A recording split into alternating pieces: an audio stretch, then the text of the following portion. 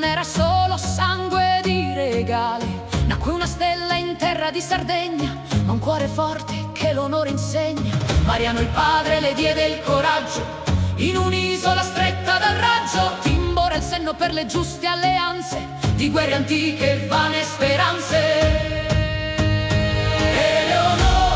Giudicessa di Arborea, sarda fenice, legge idea, fiamma d'orgoglio in un mare di spada. Hai tracciato per noi la tua strada, con la carta dei logu nel pugno, dal freddo d'inverno al calore di giugno. Hai scritto il diritto, hai vinto il destino, splende il tuo nome nel tempo.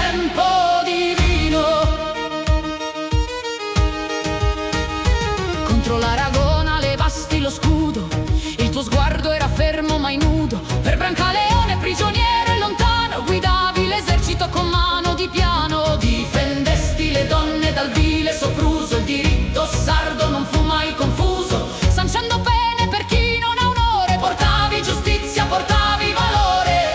10 parti di legge e sapienza, un popolo unito nella tua presenza.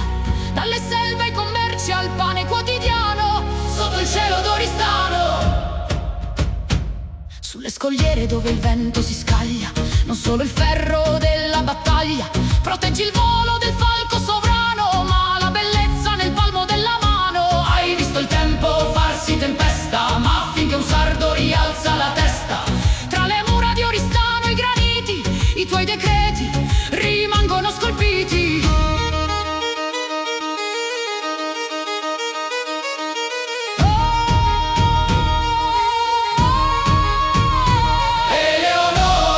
Giudicessa di Arborea, sarda fenice, legge idea, fiamma d'orgoglio in un mare di spada.